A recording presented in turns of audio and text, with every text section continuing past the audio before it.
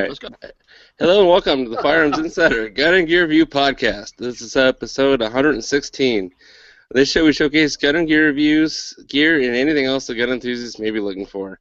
We strive to evaluate products from an unbiased and honest perspective. I'm your host, Ryan Cross from the Firearms Radio Network, your source for broadcast for shooters, hunters, and gun enthusiasts. So we're coming to you live from Not Shot Show, and we got TJ, Tony, and Steven in the house. How's it going, guys? Hey, Ryan. I'm good. How about you? It's going great. Yeah, it's awesome. What's everyone done in guns this week? Let's start with Steven.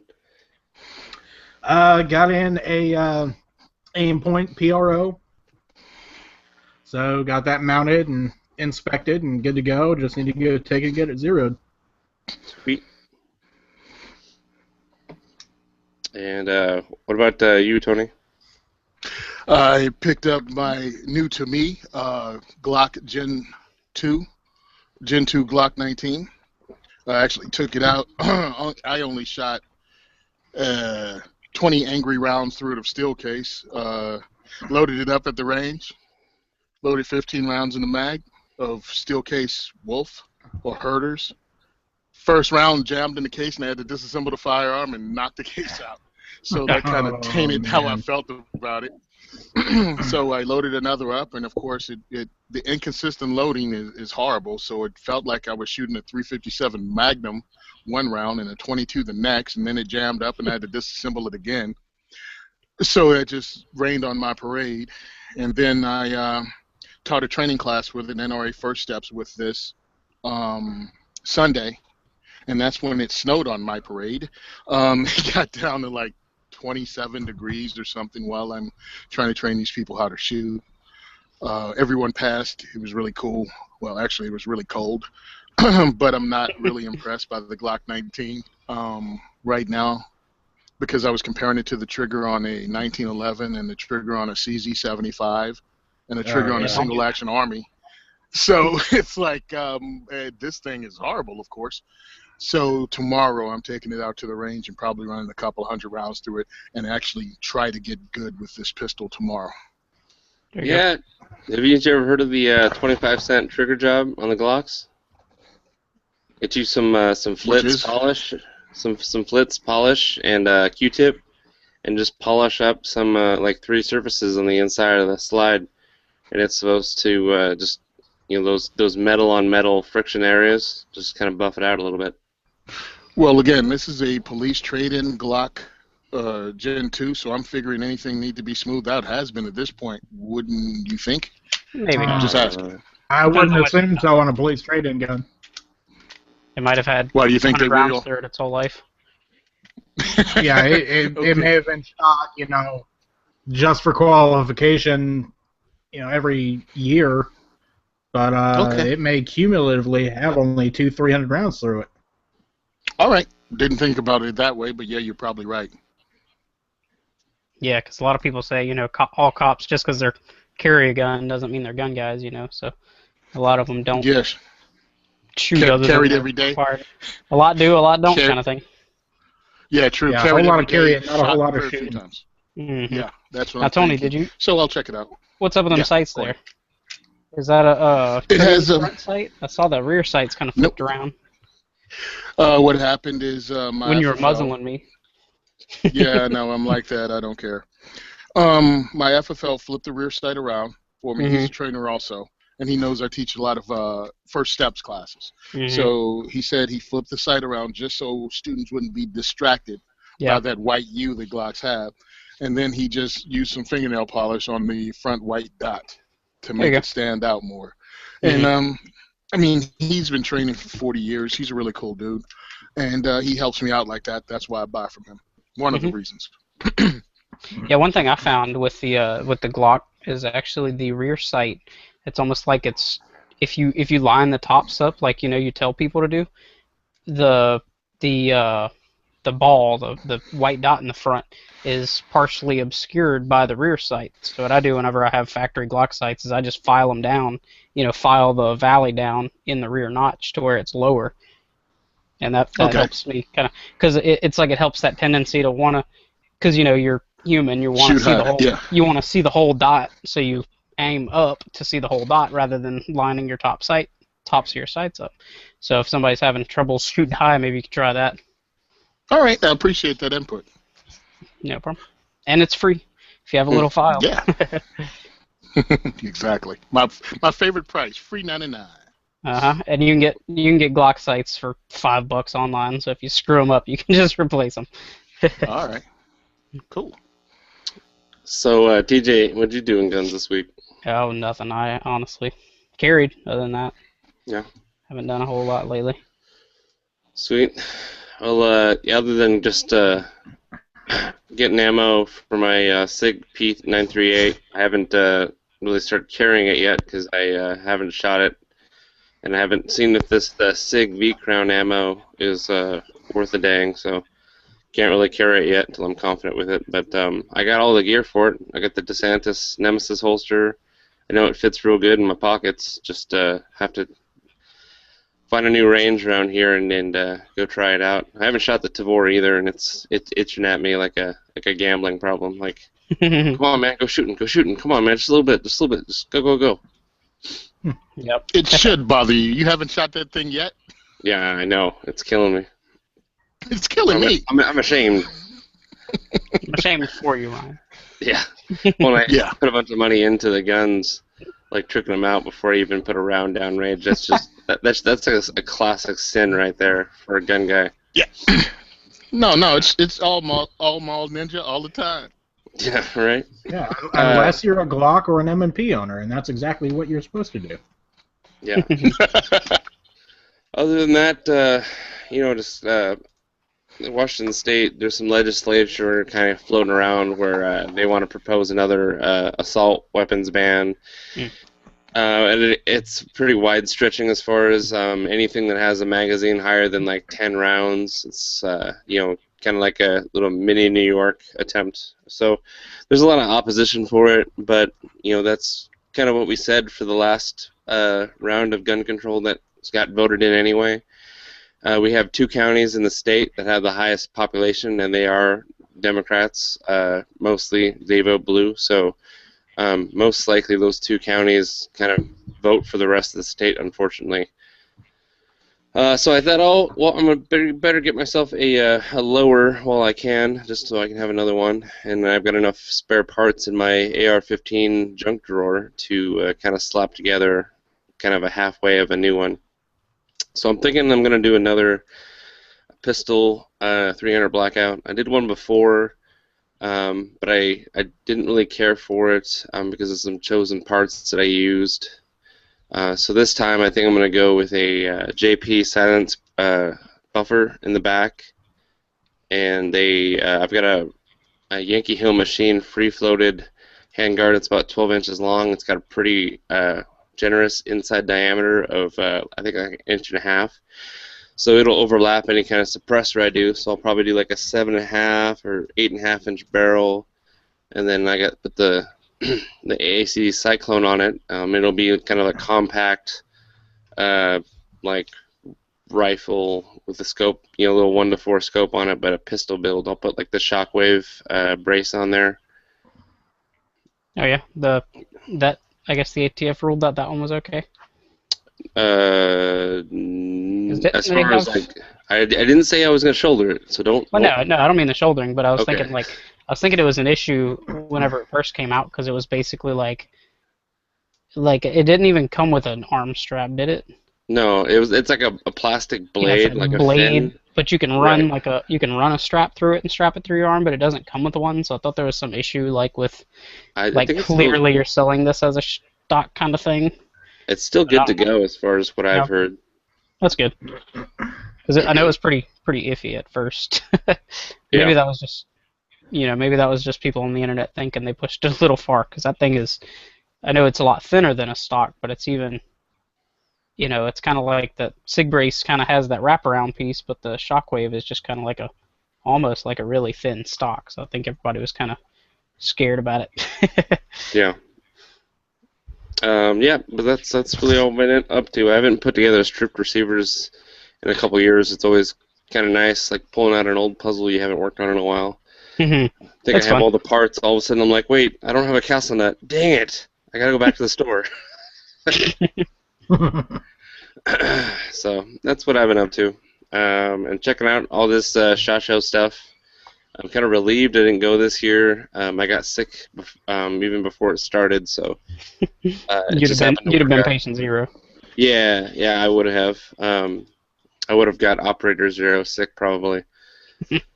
But yeah, checking out the new stuff that's coming out. We're gonna have some good content for months. So this is always nice for a gun and gear review podcaster because it's just a injection of fresh, hot material. Wow. So Wow. I know you love no. my phrasing. Yeah. No. Just no. So the announcements, bandwidth sponsors, Patriot Patch Co. Check out our newly added patches to our store. And we did just add hats to our store online. So Nice. as far as patches go, we've got the Team M-Lock and Team Keymod patches. We got the Wolverines from Red Dawn. We got the Modern Musket, where you get a free shirt with the pre-order. And then we got the Instagram. We still got Say When patch. It's got pretty cool, kind of like a Western duel scene going on in it. Pretty detailed. I'm actually pretty proud of it myself. But yeah, we added in our accessories page a hat that we custom kind of built from the ground up. So it's just we call it the Tactical Patriot cap. Selling it for $16.87. It's got a Velcro panel in the front. It's got a little cat eye square on the top for like an IR marker or any kind of cat eye patch. And then it's also got the strip on the back, the 1 inch by 3 back area. So it's a pretty nice hat, woven. It's got we're kind of working on another company, and so it's got that branding on the inside of it. That'll be kind of eventually our main avenue for clothing and those kind of apparel items. But so now Nice. you can get a hat to go with your patches. So Yeah, check I'm really that out. liking all those patch designs. They're all pretty awesome looking. Well, thank you very much, Hey, sir. you guys need to start a clothing company for the fat operator. Dude like me. Instead of 5'11", you can call it 1022 clothing. Because really, we'll call it 612. How about that? hey, whatever's. I'm like, I dress more gray man. I don't wear, tactical stuff, and I don't have all that. But I'm like, dude, come on. Some of the stuff, like, I'd like to be able to get it, but it like goes up to, fat guy sizes, like 42 pants, and I'm like, really, 42? Yeah, okay. Really, we gotta just bring back the tactical toga. That way, it's all adjustable, man. It's all adjustable. That's it. All adjustable, yeah. So the website for that is patriotpatch.co. So Ryan, when's the Team 1913 Picatinny coming out? Nice. Well, we didn't really thought of that. It's not too high a demand these days. It's all on the down low because if I release any ideas for patches, people are gonna try and beat us to it. So it's all very hush hush because of the sensitive work that we do. Yeah. Okay. Yeah, the old school guys, Team Weaver Rail. Yeah. More like Team Duct Tape, right? Yeah, Team Duct Tape, old school. Team Proprietary Ruger Scope Mount. That's not old school though. Okay, how's it? That's current. Team Proprietary HK Rail. Mhm. That's old school. They're the worst. HK, because Almost we hate like- you. Speaking of HK, our first item has an HK in the product picture, not on our website, but on their header, top of the page. Yep. So they So that leads us right into it. This is one of the first suppressors we're going to talk about for the year. Actually, probably second because we did talk about that Ruger 22 can. So this is, I guess, the first centerfire suppressor we'll be talking about in 2016. It's the Silencer Co. Omega 9K. So just like the Omega that it draws its name from, it's a pretty versatile suppressor. The main feature about it is it's compact. most pistol suppressors end up being somewhere around the 8-inch mark, kind of elongated. This one's like a little bit smaller, and then also a big thing is a lot of guys want to use their 9mm cans on their 300 blackout. Of course, you do want to use subsonic ammo because all the companies, they're kind of really wary of saying, yeah, you can use our 9 can using 300 blackout, so they just say no, even though you technically could get away with it, as long as you were really positive 110% you were only going to shoot subsonics. So this Omega 9 Sanseco is actually encouraging you to use 300 blackout. From what I'm understanding, it's still subsonic ammunition, but yeah, it's a little odd. They don't openly state that, and it seems like if it's kind of a damage or liability type issue, you'd think they'd come out and say 300 blackout subsonic, but all it says is 300 blackout. So I'm curious. I doubt it would handle the supersonic, just because, like you mentioned earlier, a lot of them don't necessarily. So it's kind of interesting that they didn't put that in there, at least on their website. It might be in the manual, but nobody reads manuals. Right. But it is rated for full auto, and it's extremely useful on pretty much all platforms: pistols, rifles, and submachine guns. The outside diameter is just under half an inch, so 1.475. The length is 7.8 inches, and the weight with the direct thread mount attached is 8.8 ounces. The MSRP P is 865, and the muzzle decibel average for 9mm is 131.5 decibels. And for 300 blackout, it's 133.7 decibels. So overall, it looks to be a very nice can for putting on your 9mm collection. Yeah, it's super tiny. One of their product pictures shows it on a Glock 26, which is kind of, I think it's kind of cool just because it really shows off the compactness of the package. So it's just a super tiny, and what'd you say, like 8 ounces? Yeah. Pretty light, really light for a pistol can. It's only, I think it says 5 inches with the direct thread, because I think you can go, it's got different barrel end, I guess, thread, different types of attachment points, so you can put it on. Kicker on it. I think you can put it on I see they're showing it on an MP5, so I'd assume they have a K baffle, or a K, I'm sorry. 3-lug? 3-lug, yeah, 3-lug. I was looking at the picture of the K baffles. That's why I was throwing that out. But yeah, I would assume maybe they don't have a ton of information on their website. I was just reading I was actually reading the manual now. The Omega 9K is full auto rated with barrel length as short as 8 inches for 300 blackout supersonic and subsonic ammo.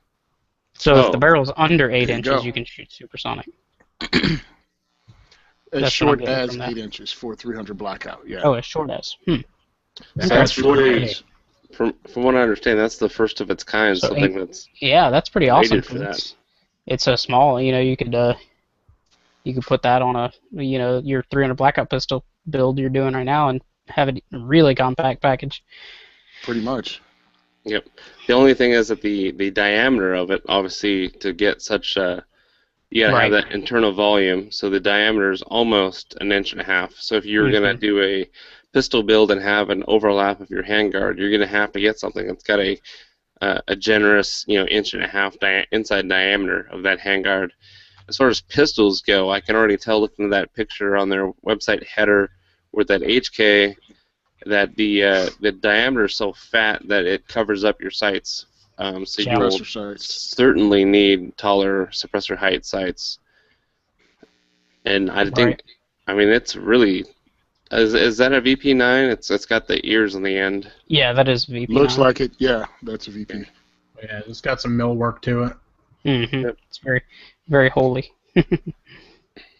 Yeah, it's it's a VP9 with M-lock on the slide. So it's fully welded, tubeless, minimal. It's supposed to just be big performance and a tiny footprint. Mm-hmm. Yeah, you can't take it apart to clean it, obviously, because it looks basically like they took their baffles and welded them together. That's how they got the tubeless design. I saw somewhere on their site they have maybe in the manual, they had like a X-ray cross-section of it. I think it's in the manual. Yeah, it's in the manual. Yeah, it's in the manual. It's the last page of the manual. That's pretty cool. And then you can even kind of see like the weld rings, I guess, around the diameter of it toward the front. So it's pretty neat. I know a lot of people do try to put an emphasis on being able to take it apart and clean it, but I guess if you're shooting relatively clean ammo, you shouldn't have to do it too often. Yeah. My favorite thing about Silencer Co., and this is just kind of because of the artist geek in me, is the illustrations that they include in their manuals and even on their posters. Instead of showing pictures, super tactical Instagram filters up the wazoo of their cans, they have these hand-drawn illustrations with really excellent like lights and shadow and gradient work. Yeah, they're like stipple. It's all stipple type stuff. It's really awesome. Kudos. It's kind of old school, but good looking, at the same time. I really appreciate that. So if there are artists listening to the podcast, which is a slim chance, hats off to you, sir. That logo is pretty cool, though. Yeah. As a graphic artist, it probably has a lot of good looking aspects. Well, from the early times when I first saw Silencer Co. years ago, there are a bunch of like artsy type of guys that were in the guns shooting in the desert. I know one was a sound engineer or something like that, and I forgot what the other one were, but I think they have artist brain, and it shows. Yeah. Well, they are in Colorado, so that explains a lot. It's pretty hip towns over there. So, Yep. Oh, no, this is Utah. It says West Valley. Yeah, they're in Utah. Okay. At the bottom right. Yeah, they're in Utah. They shot in the desert. It was a big Nothing Fancy thing. That's when I first discovered them. I was wondering why was I thinking Colorado? That's weird. Magpul. Somebody's That's why. So, that's probably why. Tony, jeez. So next up, we got the something new from Kimber that's actually causing a lot of waves over at SHOT Show right now, especially on Media Range Day or Industry Day at the range. People get to go out and shoot guns in the desert, and Kimber brought a revolver to the market this year. And it turns out we happen to know the guy that designed it. Is that correct? Yeah, I know Grant Cunningham, who's frequent of a couple different shows on the network. He had some kind of hand in it. I don't know exactly how much, but I know he definitely helped in the, I guess, at least somewhat in the design process. And it's kind of I guess I'll take it and explain it real quick. It's basically a 6-shot J-frame size revolver, which is really awesome because most of them you get 5 rounds, but it's a 357 Magnum, 6 rounds. It's all steel, so it's a little heavier than you typically see with a J-frame type revolver. Obviously, it's not a Smith & Wesson, so it's not technically a J-frame. But the height and width, or the height and width, length, and all that are pretty comparable to Smith & Wesson's 640, their 357 steel frame, and then I think it's even a few ounces lighter, but keep in mind that it is all steel, so I think it's oh shoot, I'm trying to find it real quick. They don't list it on here, but I think it's something like 23 ounces, I believe, 22, 23. So it's about the same weight as a Glock 19, so it's a little heavy for a snub nose, but at the same time it is all steel. I'd like to see them come out with an alloy version of it. I think one of the biggest, obviously aside from the extra round, because you get 20% more ammo on board, which is always good, especially with the limited capacity of revolver. The sights are removable and swappable, which is not something you see very often on any snub nose, because it is a 2-inch. I don't know if I mentioned that 2-inch barrel, and so the front sight's pinned in and the rear sight's dovetailed in, but what they did is rather than make it protrude off of the firearm, because they know most people are going to carry these like in a pocket or an ankle or something like that, to where you want it to be as anti-snag as possible, they kept the sights really low, so it's basically like that standard J-frame kind of trough rear sight, but I would assume once they're going to eventually offer, or somebody's going to offer, a higher, maybe some night sights or something along those lines where you can get them a little taller and stuff like that. But as of right now, they're built into the gun. Not built in, but they're very sculpted to the gun, I guess you could say. And they're black on black instead of just stainless. Most of these revolvers that just have the trough sights, it's whatever color the gun is whatever color the sight is. But being that they made them separate, they made them black. The grips are like a gray rubber, and I also saw some pictures today or yesterday of some wooden ones, and the wooden grips look pretty good too. That's some that they're showing off at SHOT Show, so hopefully that's a standard feature. Now the trigger on it, I've heard it's got a really good trigger on it, because we have tons of people, like Ryan mentioned, shooting it out in the desert and getting a lot of different reports from people, and the advertised trigger pull is 9.5 to 10.5 ounces, or pounds, and which is 2 or 3 pounds lighter than like a standard factory Smith & Wesson. So that's really nice for the, it sounds heavy when you're thinking about, your other, polymer guns, single action, stuff like that. But for a double action revolver, 9.5 to 10.5 pounds is significantly lighter. Let's see, I think I had a couple more notes. Oh yeah, I just wanted to kind of point out the cylinder diameter they list as 1.39 inches, and I had to do a little researching because Smith & Wesson doesn't label it, but the J-frame Smith & Wesson cylinder is 1.31 inches, and a K-frame, which is their 6-shot, kind of in between the J-frame and the 686 size, and it's 1.45, so it's kind of right there in between the J-frame and a K-frame size, barely thicker than the J-frame, but still under that K-frame, which is really cool. And actually, the old Colt Detective Special, which a lot of people are calling this the New Age Detective Special, because it was a 6-shot pocket revolver back in the day before Colt stopped making revolvers. It had a cylinder size of 1.4 inches, so it's a hair smaller than the Colt. So that's really awesome that they were able to do that. Trying to think if I missed anything. The cylinder release, I noticed, is kind of like a Ruger-ish, where you kind of push it. It looks like it depresses in instead of pushing forward like the Smith & Wesson. Yeah, it's very Ruger. So is the barrel shroud on it. Oh yeah, I like that barrel shroud. It looks good. It's not that kind of exposed ejector rod, which is good. I always like that kind of sleeker, built-in. Oh, and I don't think I mentioned the MSRP. So the MSRP is where a lot of people have a bunch of contention. It's $8.99 for the for this particular model right now, and yeah, I guess it's just like anything else. You gotta determine if it's right for you, I guess. But it's gonna be more than, like some people say, I can get 2 J-frames for that, and it's like, well, you gotta weigh the options, whether you want those replaceable sights and that 6th round and lighter trigger kind of thing. It just all depends whether or not it's worth it for you. Yeah, you can also buy a Taylor edition of Ruger SP101, and it's darn near the same thing. It's one round short. Yeah. I look at this, and I told you guys before the show, I was a little underwhelmed by it, but it's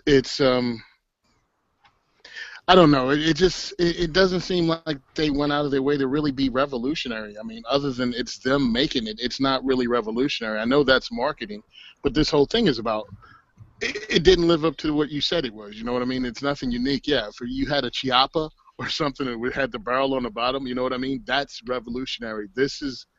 You just made a Colt Detective Special, and it's cool.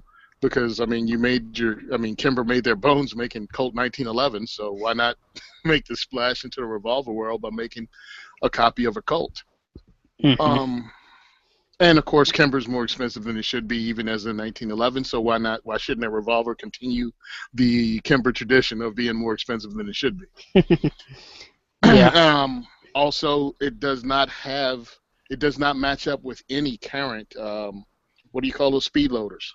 So Kimber has their own speed loader. Now I didn't see whether or not they sell it separately or not, but they have their own speed loader because it does have such a small cylinder. It's the smallest one in the market, so it's undersized just enough for nothing else to work.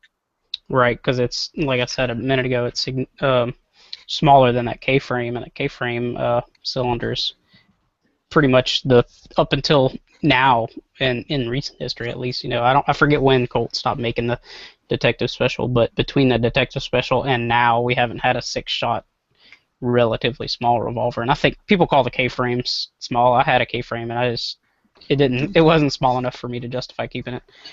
But so like the thing, I always think it's kind of weird when you have all steel pocket or ankle guns, just because they're so significantly heavier than, because a lot of people, you think a small revolver, you're thinking of like the Smith & Wesson 642 or, the Ruger LCR, where they're, 16 ounces, if that. I forget the specs offhand, but so I would really like 17, yeah, somewhere around there. I would really like to see them come out with an alloy version like the Smith & Wesson. That would be cool. And I know we're asking a lot because it's brand new. Nobody's barely seen them yet, but I'm thinking down the line, hopefully that could be an option, because I would like to see this do well. I think Kimber's kind of one of those weird companies where they have a really good reputation with some people, and they have a really bad reputation with some people. So I think it'll end up doing well in the market, but I think the people that would really benefit from it and be able to use it are probably the same people that say, "Oh, Kimber, I don't want to touch that," kind of thing. So I think it might be one of those things where we almost need to give it a chance. But I guess time will only tell. Yeah, the Smith & Wesson, not Smith & Wesson, the Ruger LCR in 357, 17 ounces. Yeah. So if they could get it anywhere near that, I could see it being competitive. Because if you go, I'm going to put a link in the show notes. If you go to Gun Holsters and Gear, Richard Johnson over there, he's been keeping up with it pretty well. And he has a direct side-by-side chart of this and the 640, the Smith & Wesson 640, which is their 5-shot all-steel 357. So it's like it's like within hundredths of an inch most of the dimensions are. So it's about that size envelope that you can expect. So that's, I think, like Tony said, it might not be the most revolutionary thing, but at the same time, it's also not something anybody else is doing, really. No. Because most of the time with the, removable sights and stuff like that, I know a lot of people aren't going to change them out, but it's always nice to have the option.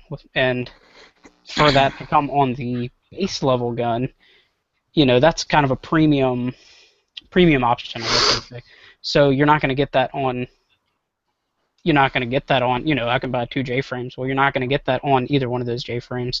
And, that kind of thing. You're not going to get that smooth of a trigger, light of a trigger. So really, when you're talking about this price point, go ahead.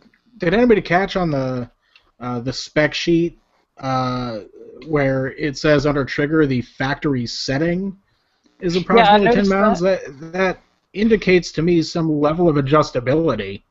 Yeah, I did see that, but I haven't looked in. I haven't asked any. It seems a strange wording. Right. And no one has said anything about actually an adjustable trigger pull. Right. They're not advertising an adjustable trigger pull. Right. And you would think if that was the case, they would be advertising it. So I think that's probably just somebody trying to fancy up the spec sheet a little bit. Yeah. You know how marketing goes. I think it's exciting that Kimber is finally making a reliable handgun. Nice.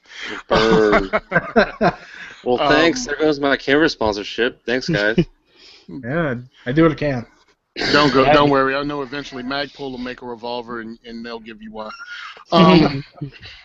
The smoothness of the trigger and everything that I've heard about it, again, I'm not hating on it. It's just kind of underwhelming compared to what they've been advertising. And, of course, I've been getting the emails because, I'm on their email list. But what is this, Smith & Wesson Performance Center type trigger pull and options? So we're still talking about the same ballpark, really, if you tried to get a Smith & Wesson of this quality? Yep. Yeah, like if you wanted to get a 640 Performance Center or something like that, is that what you're talking about? Yeah, that's pretty much what I'm talking about. So yeah, I guess as a more direct comparison, right here I was talking about gun holsters and gear.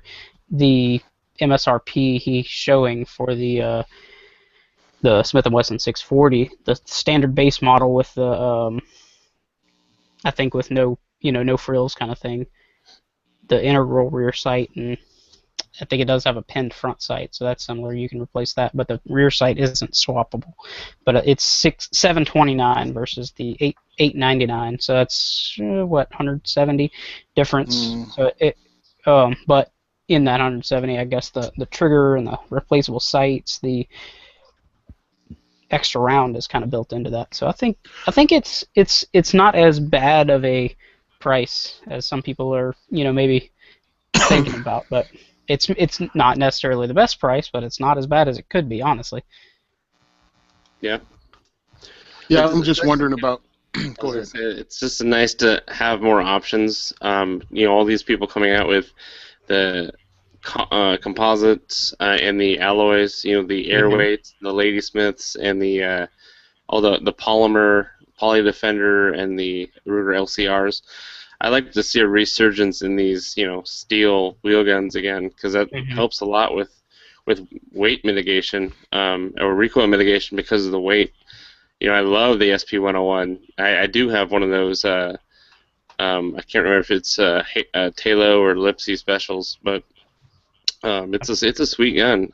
Sure, like an extra 3-inch barrel would be a little bit better, but it's really ideal for just stowing in your pocket. Right. And when you shoot it, you don't want it to be, giving you premature arthritis of the wrists, Yeah. Now I did mention some wooden grips a minute ago. Looking back at the pictures on gun holsters and gear, I actually noticed that it says SHOT Show 2016 on the grip itself, like kind of embossed into it. So I don't know if that's going to be a factory offering or if that's just kind of like a pretty it up for SHOT Show kind of thing. I mean, I would assume they would offer them in wood, but we'll see. And truthfully, depending on how this sells, it could be like everything else in Kimber lineup, and there could be 30 versions of this thing by next year. Right. I was kind of thinking that myself. The first thing I noticed, it's called the K6S, and that S. Most of the time when a company has a suffix kind of like that, the S or K or whatever. That means that there's it a line. Something, obviously. So I was thinking, well, maybe is it S for steel, and then they might have an A for alloy or something like that. But then somebody said, it might just be S for stainless. So you might just have a stainless or a black version. So maybe I'm just being too hopeful on there being a alloy. But I imagine before long, Kimber's going to expand on the line, assuming it does well. A blue sapphire version is what I would guess. Yeah. And then a black, real shiny, high-polished black version. Yep. That would be nice to see. I did want to read this real quick, like I mentioned, from Grant Cunningham. He said, now that he can talk about it, he wants to dispel 2 ridiculous rumors about the new Kimber K6S. No, the design is not from Manhuron, which I think is a European firearms maker. The design is not from Manhuron, nor did they have any part in the production. It was developed by Kimber's engineers and a few outside experts, including Grant, at the plant in Yonkers, New York, and is made there. So it is made in America. And then point 2 is no, it does not have a MEM or metal injection molded frame or cylinder, because I know a lot of people were complaining that MEM falls apart and all that. I was hearing some concerns about that. Mm-hmm. So there you go. I hadn't even heard people saying that it was MEM, but I haven't been following it too terribly much. I stay off the forums lately, so I don't see a lot of the hate that goes around, but I do still get some of it. I heard the thing about MEM parts, and stop. Yeah. It's one of those things with MEM parts. When you listen to people talk about it, I'm like, yeah, that's the difference between a 5,000 round life and a 10,000 round life. And it's usually being spewed by somebody that doesn't fire 500 rounds in a year. Yep. I'm with you 100%. Yeah, it's like, stop. You're talking about something you'll never come close to approaching, even doing any damage to. Stop with your silliness. You're not an operator. You don't have a high round count. You've never even taken a class, and you only break it out like once a year to show your friends. And then you go, owie, it was a 357, it hurts. And you still have the original box of ammo you got with the gun. Yeah, with 6 rounds missing, huh? Give me some of them Hornady 38 special low recoil rounds, please. Now, that is one of the positives of having an all steel gun, is the Pink tips. Pink tips, right? That's what you said. Yeah. Oh yeah, the Hornady with the pink tips. Those are the low recoil, huh? Yeah. What I was saying about the all steel gun, it is going to be lighter to shoot than, say a half that weight, or even A Scandium 23 frame. ounces versus 16 ounces, 17 ounces. That makes a significant difference when it comes to recoil. So that'll, that's one plus for all steel. And then another thing I don't think I mentioned was pretty much everything on this gun. You hear, what do they call it, like a soap bar, kind of like rounded off to where everything's kind of smooth and no snag points. Every single corner on this thing has a bevel to it. Even the front of the cylinder crane has a bevel on the front, to make sure you don't catch on the way into a holster. And then you got bevels on the back to make sure you don't catch on the way out. Even the barrel's beveled around the edges. One thing I like about Kimber is they make it beautiful firearms. They look beautiful. Oh yeah, it's gorgeous. I was just fondling Absolutely. some Kimbers at the last range I was at. One of the Sapphire 1911s, I think it was called. Mm-hmm. They're great. My favorite is the Bel Air because it just looks really cool. If Kimber has a whole line of this, I want to see it. I mean, you know what I mean? This is a pocket. I mean, are they going to go and do duty size? Are they going to go do 3-4 inch barrels? I mean, I think really throw a 3 to 4 inch barrel and a slightly larger set of grips, and this would be a full size revolver. It's still small, but it's also not. It's not a 686 or an L frame or an N frame Smith & Wesson. It's not huge, but you still get 6 rounds, and it's. But understand one thing: Kimber does make hunting rifles too. So why wouldn't they make hunting pistols? I'm just saying. If you got the revolver now, I'm thinking if this is successful, it could be huge. I mean, they could actually step in and take over for Colt at this point with the 1911s. I mean, they're banging out the 1911 by any shape, form, 9mm, small single actions. You know what I mean? Pocket 1911s. Now they're in the pocket revolvers. Mm-hmm. Step into the breach, man. Yeah, I can imagine we're gonna have a ton of different options coming out.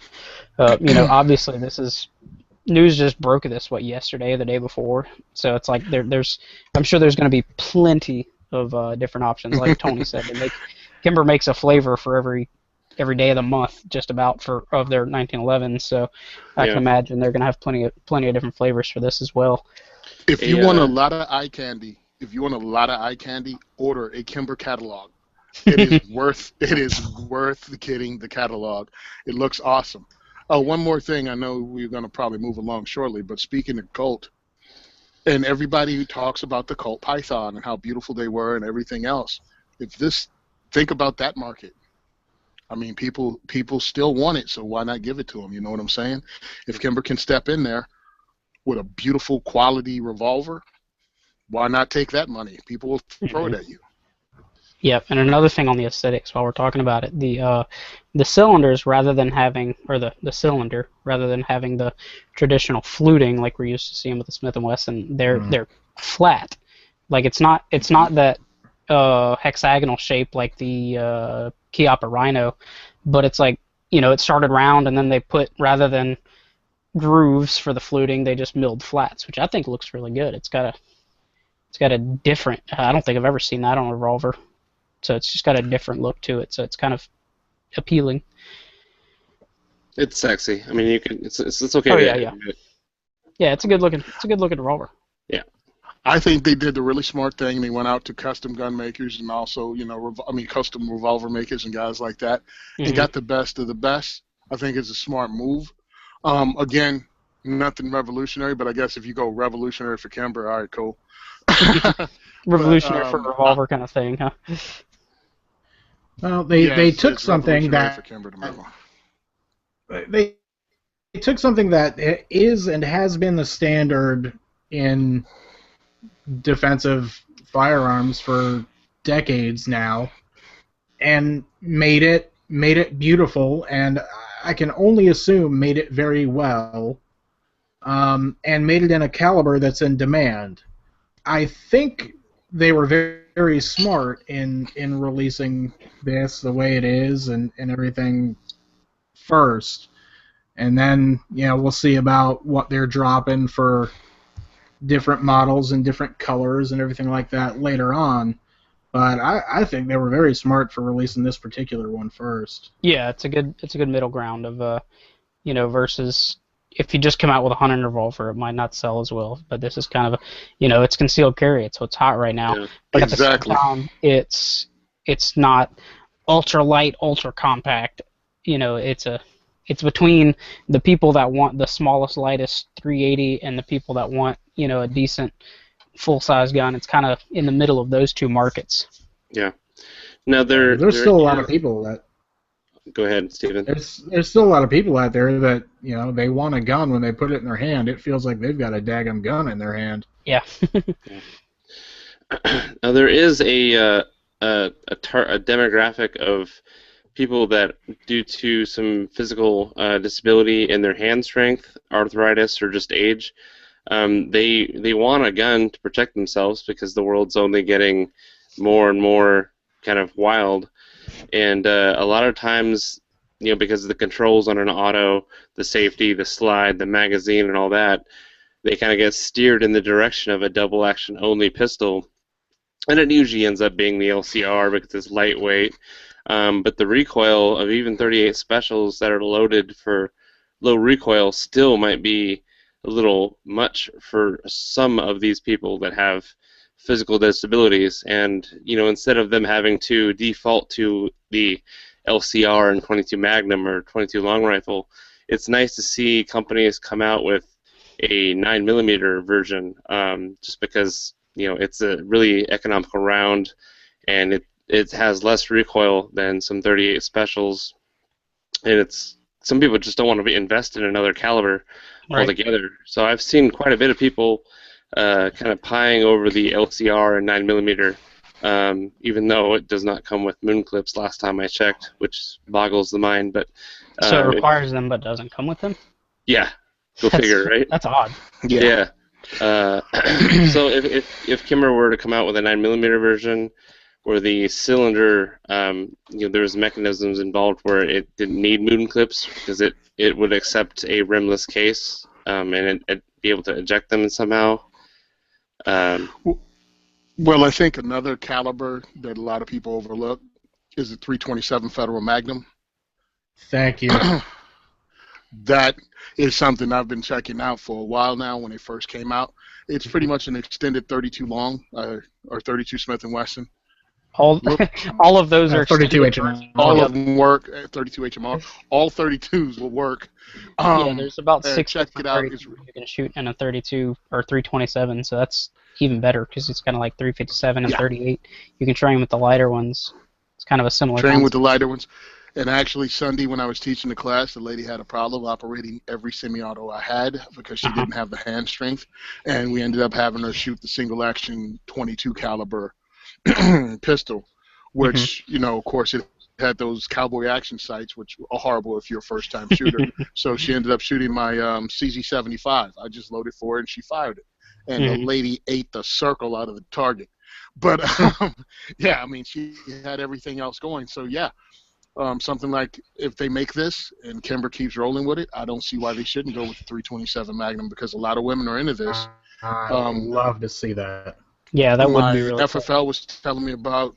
My FFL was telling me about a lot of older ladies because I've watched the videos when people talk about it's insulting to tell a woman that she can only operate a revolver. Well, guess what? Some people can only operate a revolver because they're not that into firearms and they want the simplicity of point and shoot. And also, they don't want the problem of loading it. They don't want the problem of the slide. They don't want all of that. They're not into guns. They just into self-defense. So a double-action revolver is what they're looking for. You get something like this, 10-pound triggers, 10-pound double-action trigger pull is compared to most double actions, it's light. It's relatively It's a light trigger pull. They'll be able to get it. It's relatively light. No, for a double action that goes bang every time. Yeah, I mean. Right. I mean, there are other And stuff if they for can competition that's lighter. If they can squeeze 6 rounds of 357 Magnum into that cylinder, they might be able to do 7 of 327. Oh yeah. Yeah, it's 7 or even 8. Who knows? Depends. But yeah, if they step up to that, and you're not undergun with 327 Magnum at all. That still rocks actually into the 38 Special. Some of the rounds you use into the 38 Special area. And 38 Special is no joke. I know people like to look at everything like, if it wasn't around. I don't even know what they're talking about since the 9mm came out in 1908? Yeah. But people still act as if it's a new round. It's like it's not. Just stop. It's newly All of them accepted. are about the same ballpark. Yeah. Yeah, around between 350 and 450 foot-pounds is everything from 38 Special to 45 Auto. All right? They're all in the same area. So when you talk of caliber wars, you should really stop because you sound silly. Well, the next gun we're going to talk about, since we mentioned Colt quite a few times in comparison with the Kimber, just coincidentally, we do have a Colt to talk about. And I know this is going to be an interesting one to talk about because it's not all that special, but it's unique because it's from Colt and it's a gap in their lineup that they haven't had yet. And it's the Colt M4, but they call this the Expanse, and it's a cheap AR-15. They finally have one that can compete with some of the other entry-level AR-15s on the shelf. The M&P Sport and Sport 2, the DPMS Oracle, the Bushmaster, Ruger. the Ruger ER556, the Wyndham Weaponry WW15. Wyndham's got a couple in that category, all in the $600 to $700 range. A lot of people, when they ask me about Colts, they're like, why should or shouldn't I buy a Colt? And I tell them straight up, you're paying for the pony on the roll mark. Yeah. So some of them are nice. The barrels, are certainly a little bit nicer than some of the other manufacturers' barrels. But at a price point of pretty much $1,000 retail on one of their LE versions. You weren't getting anything special compared to the DPMS Oracle sitting right next to it, or the M&P Sport. So now they actually have one that can compete with that, and I would, vouch for it. If someone that wanted something with the Colt name, because it's kind of like an old, it's like Johnson & Johnson or Gerber Baby. It's like, oh yeah, Colt. I've heard of that before. I'm not a gun guy, but I'd feel a little bit confident owning a Colt for my first AR-15. So the Expanse, which is now available at MSRP of $699. So street price, that's really good comparatively to some of those other lower ends. It does have the A2 everything. Just call it the Colt A2. Just like the original, it's got the 6-position collapsible buttstock, the A2 pistol grip, and the A2 two-piece handguard, as well as the A2 front sight tower. All of those, and the A2 birdcage flash hider, all 5 of those parts exist in surplus bins in warehouses all across the country. Probably millions of these parts laying around. So ultimately, it's whoever buys the right purchase order and slaps these together in the most efficient manner meets that price point. So it's a good starting model if you want to put some parts on there. Who makes good aftermarket AR-15 parts? They're Polymer. Everybody. Who stands out? It starts with an M. Oh yeah, Magpul. Bravo Company USA. Nice try. Right there. Yep, but on the retail shelf, what I'm saying is that this definitely fits a niche that Colt didn't have yet, and they desperately need more civilian sales in the retail scene. So this is going to be it. Yeah, I'm curious. Yeah. Like you mentioned, inexpensive polymer replacement parts. The M&P 15 Sport comes with a rear sight, but the Colt does not. I find that interesting. Uh-huh. I hate when guns don't come with sights. It's just lazy. It's just an M-bus, or someone makes it themselves. Yeah, but the Colt doesn't come with anything. So I mean, if guns came with rear sights, we wouldn't have shows like The Walking Dead shooting guns with no sights. Yeah. I feel like it's a lazy thing to just not include. At the M-buses are what, $40 retail. So I'm sure Colt could buy a couple, couple thousand for, way under retail. Another part you'd have to replace and just throw into your junk drawer if you wanted something better, like a Midwest Industries or a Troy folding battle sight. So if you're going to go that route, why not just get the 6920, whatever they call it, the one that doesn't come with a stock or hand guard? The only reason it comes with a grip is because it holds the spring in for the safety. If you're buying a budget gun, then you're not there yet. You're not in the world where you're buying, Troy backup sights, right, and stuff like that. I mean, hell, you may not even know about it. Yeah, because like you mentioned earlier, this is a Ryan, starter budget gun. Like you mentioned earlier, Ryan, Colt is kind of that name that people recognize. I mean, there's endless songs. There's a freaking malt liquor named after Colt. It's like that's the name people know. So they're gonna go to Bass Pro or Cabela's and say, "Oh, well, there's a Colt for $6.99." Well, no, in Bass Pro and Cabela's it'd be $8.99. But they're gonna say, "There's a Colt for the same price as these other ones. I don't know who they are. I'm gonna get that one." And then they pick it up and realize there's no rear sight and say, "I'm gonna get the Smith & Wesson instead because I don't have to buy another part." Right. Well, I mean, and they've heard of Smith & Wesson. They've heard of Ruger. They've heard of Smith & Wesson. Both come with dust covers, forward assist, and rear sights. Yeah, so I thought sorry, that was but Colt dropped the ball. Those are all M forgeries. That's blasphemy. Yeah, whatever. That's a curious note. Is they don't show the right side of the gun with the ejection port and the forward assist. It doesn't come with it.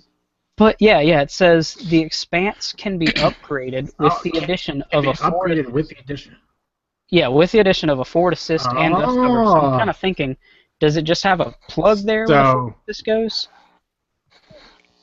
No, I bet you they have two Expanses. They've maybe got like the CE 1001 that's got the forward assist and the dust cover. I'll bet could be. Yep. This is Smith & Wesson Sport. Buy a new edition. Yeah, buy a Ruger.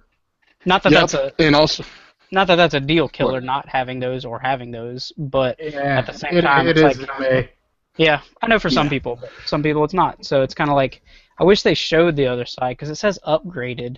I don't know if that means like upgraded as you can buy it from the factory as this option or that option, like kind of like I forget which one you just said, Steve. the 1001. That has the dust cover and the that's just a speculative number. That's just a speculative number, not necessarily what it's going to be. But, right. So, I'm curious because they really need to show that other side because it says can be upgraded, and to me that says you can buy the CE 1000, which is their model number for this gun, and then later if you want a dust cover, you can buy a dust cover and throw it on there. Like that's the way the wording says to me, but that's not a terribly easy part to replace. That would probably tick me off more. Yeah, it was like a stripped upper. They leave they leave the ears for you to put the dust cover, but then you got to take the casting and an empty hole for just forward put the pin through. Yeah. Well, I've seen forward assist plugs. Like it's just a plug that you put in there and pin in there if you don't want the forward assist. So I don't know if it's something like that, but I don't know. And also the barrel's not chrome lined. Nope. Seems like not to have a dust cover, doesn't have a forward assist. And again, there's better deals out there, it just doesn't have the pony on it. So if you're so in love with that, and I know some people are, somehow the brand loyalty of buying a subpar Colt impresses them. So go ahead and get it. I mean, it's you and your money, but don't think you're getting a better firearm because of it. Yeah. And not to, I guess, continue this bash train, because, I mean, Colt makes good products, and they used to have a great name for them. And now with the recent bankruptcy and all that stuff going on, I think right now they're almost just kind of struggling to stay relevant at this point. But anyways, I've seen reports of people getting brand new Colt 6920s. That's you could buy them at Walmart. You know, that was the Base. quintessential, like, if you want an inexpensive AR-15, but you don't want a Bushmaster, or you want a little bit better than like a Bushmaster or some weird company you've never heard of, you get a Colt. But then it kind of got to a point where you're seeing reports of like the gas key staking on the bolt carrier was improperly done or not done at all. And if that's going to be like that on their slightly higher priced, I'm almost kind of scared to see. Hopefully they've kind of stepped up their quality control, because if that was going on their ones that retailed for $200-300 more, I'd hate to see what's going on the budget line. It wouldn't surprise me if most of these were outsourced parts on this thing. What's that, Steven? It wouldn't surprise me if a lot of these were outsourced parts for this gun. Yeah, of Well, course. one thing to do if you see it in the store is to check the bolt carrier group, actually disassemble the BCG, and look for those proof marks on the parts, because Colt puts like a little C on the group itself, and then if you pull out the firing pin and pull out some of those internal parts, you'll see little, because I've heard of some people buying Colts and taking the bolt group apart and saying that the store must have just put in a standard, plain Jane unmarked bolt carrier group instead. That's interesting. Yeah, I hadn't heard about that. So maybe that's where the reports of messed up ones are coming from, possibly.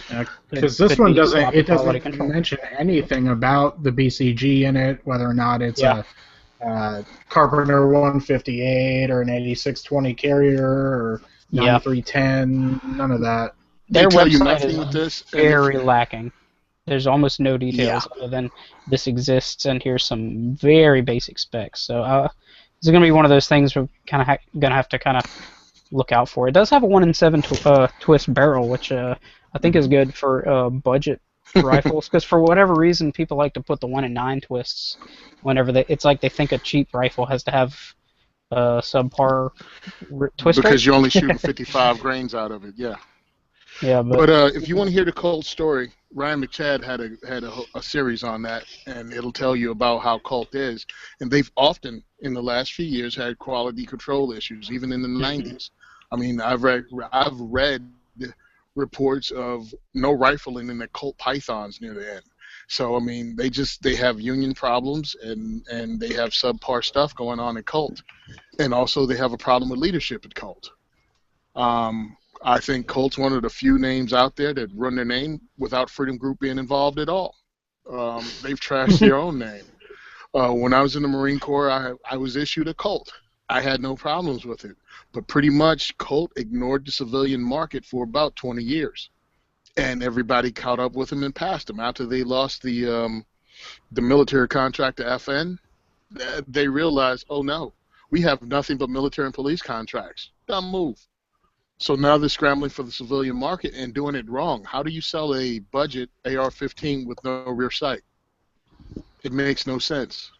There's a lot of people doing it.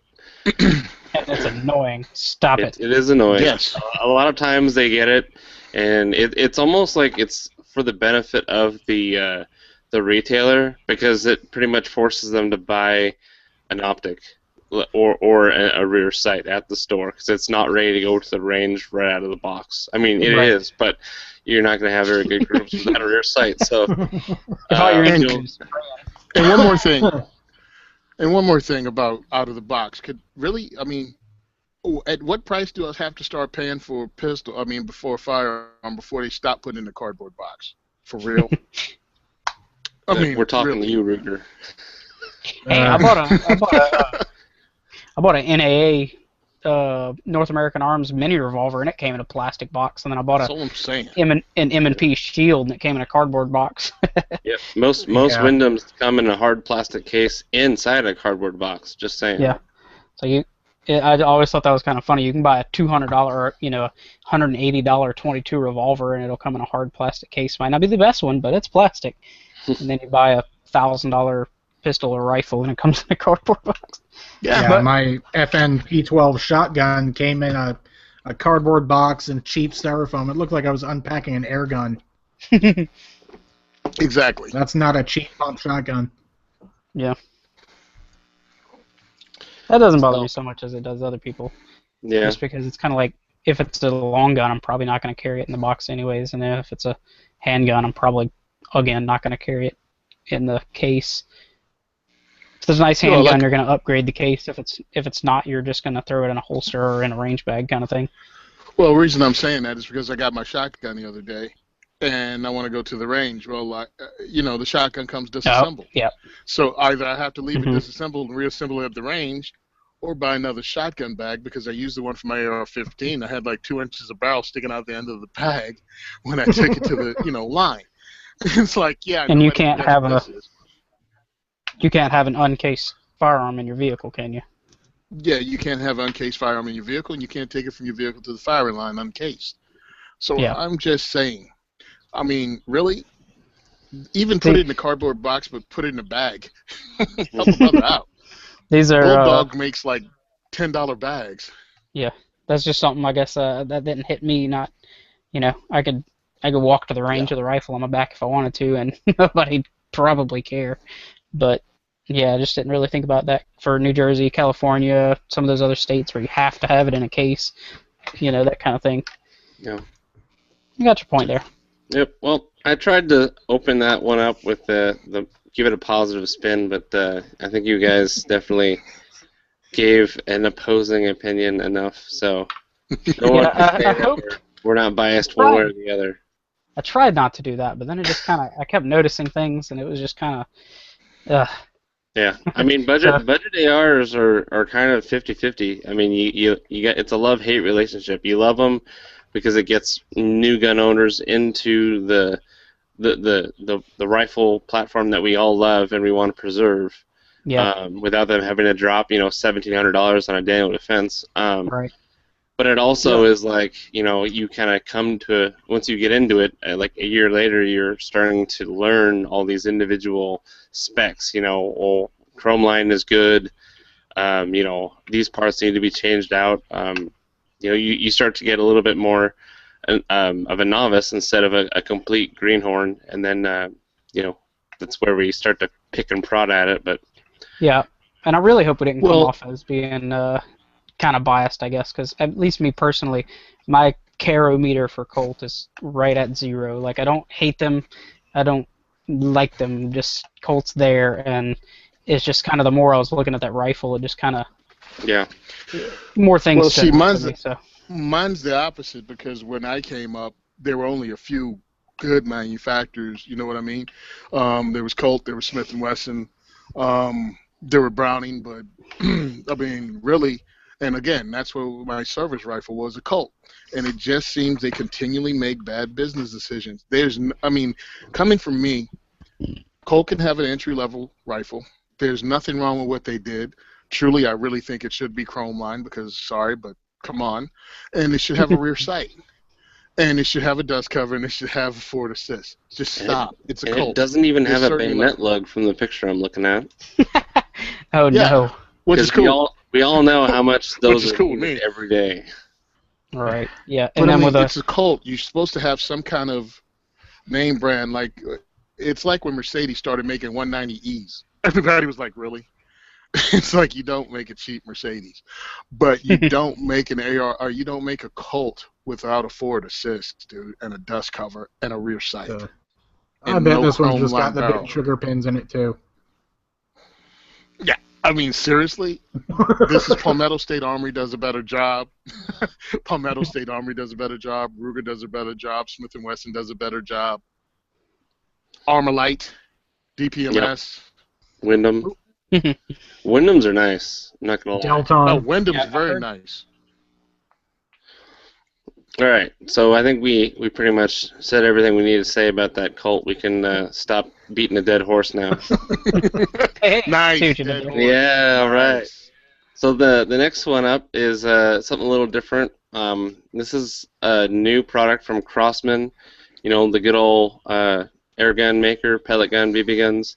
They have a pretty sweet product. They're calling it the Pioneer Airbow. It's a pre-charged pneumatic bow and arrow, but except there's it just propels the arrow using the air. So there's no limbs or anything like that.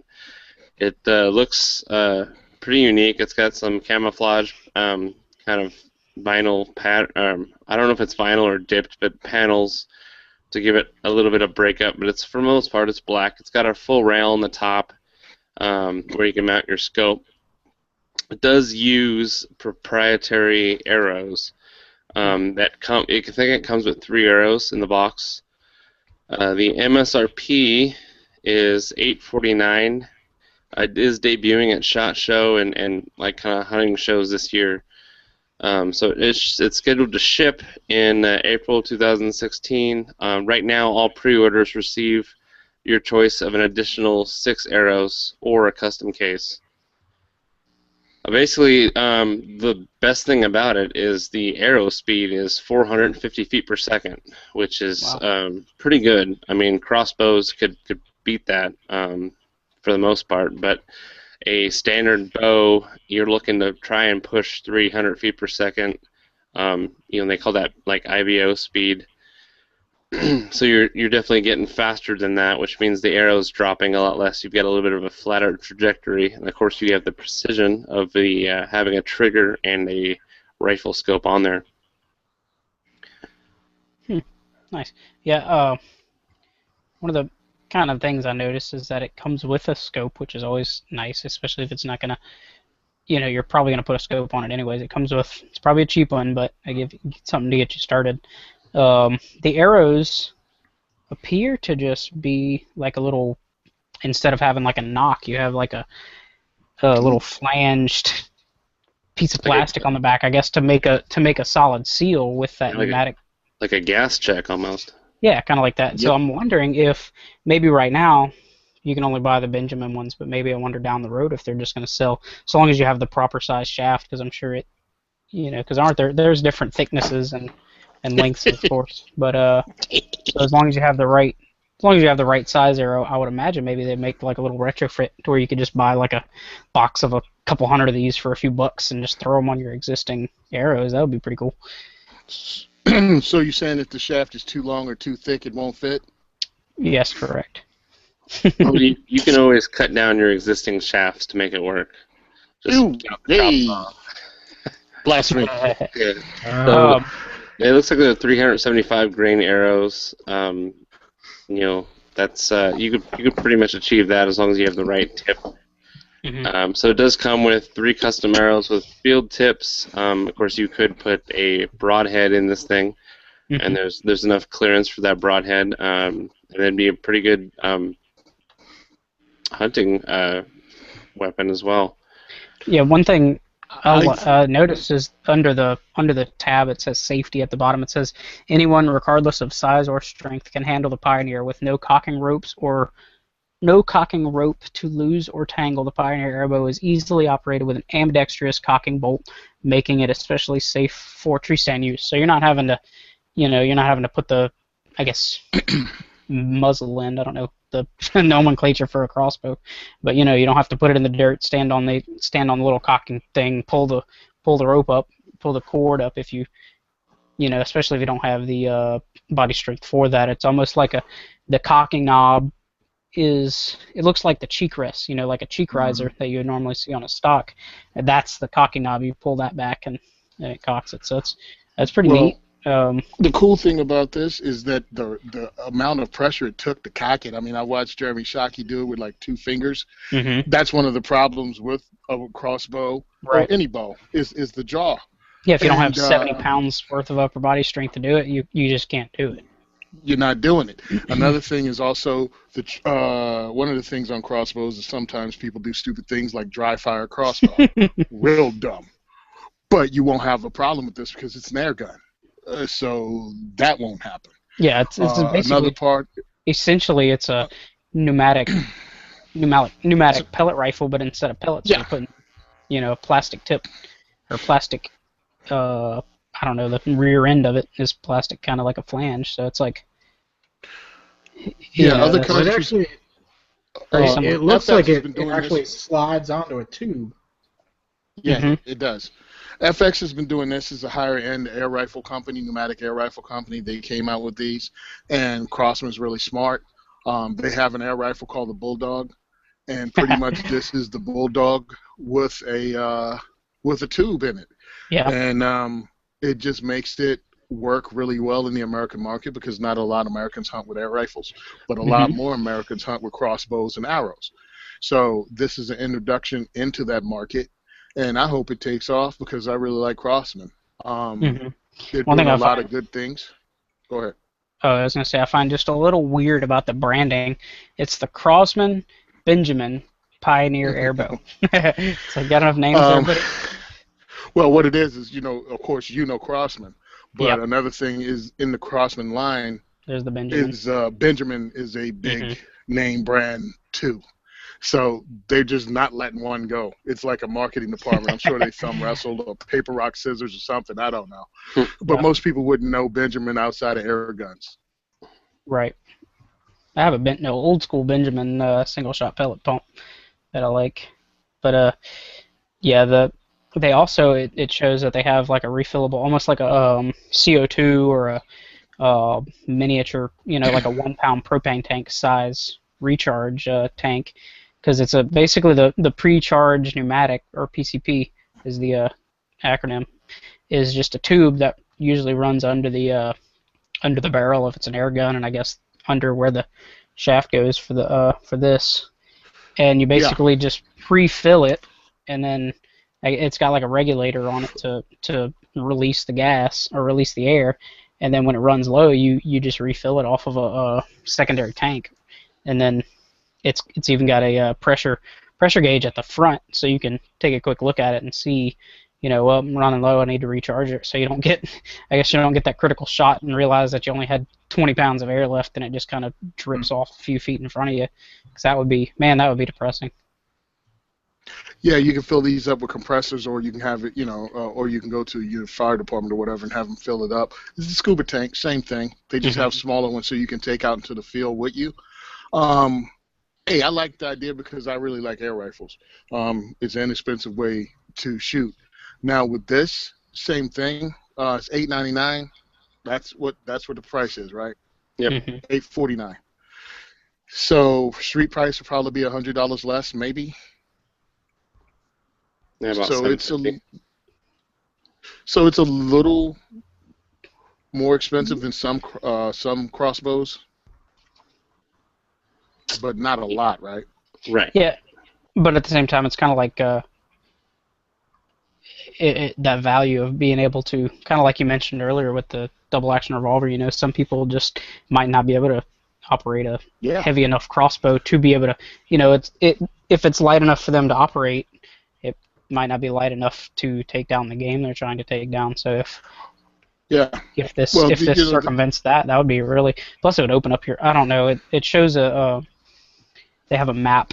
If you click on the link and scroll probably 3/4 of the way down the page, and you click on different game animals, and it shows whether it's been approved for use. Because some states you can't even use crossbows unless you're like legally disabled and stuff like that. I know Louisiana used to be that way, but no longer. But we're not actually on this approved list for anything. Coyotes seems like a good, maybe, I don't know, maybe 30 to 40 states are approved for coyotes.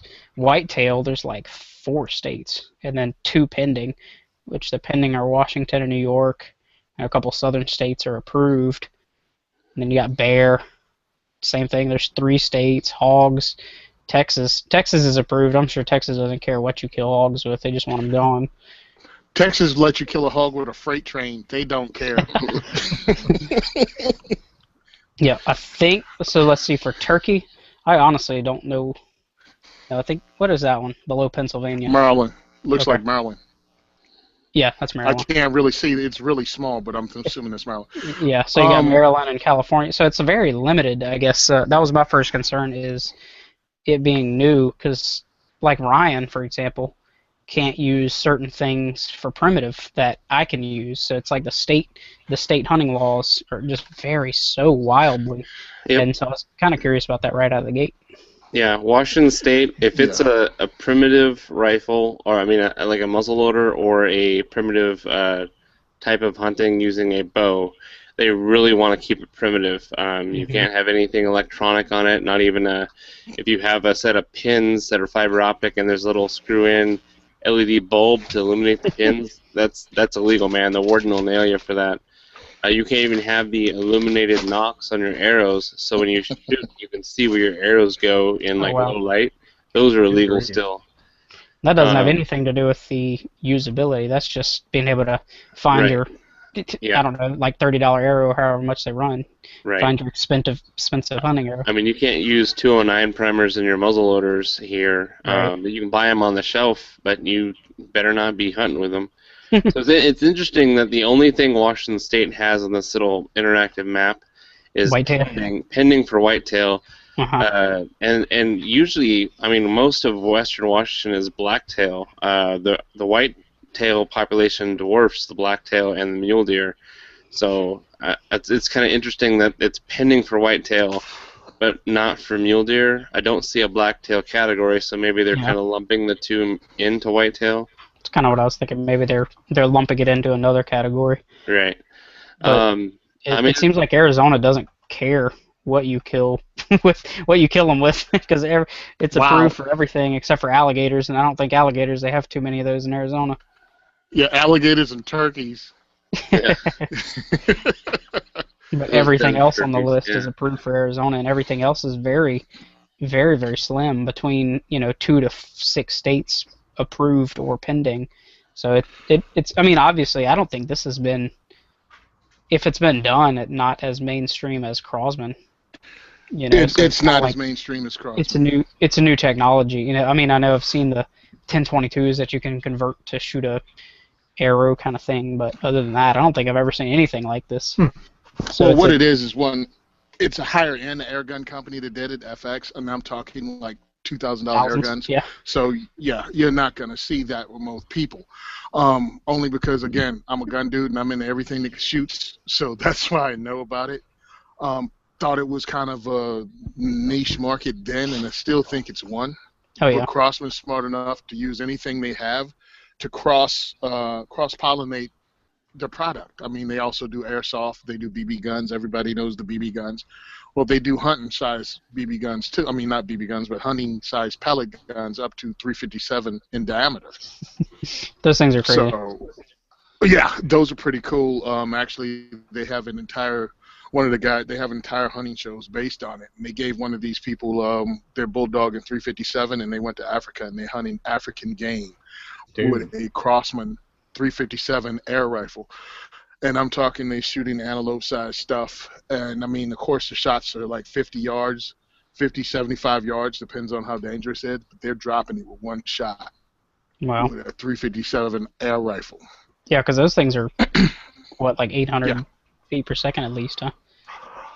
Yeah, they get up there, really do.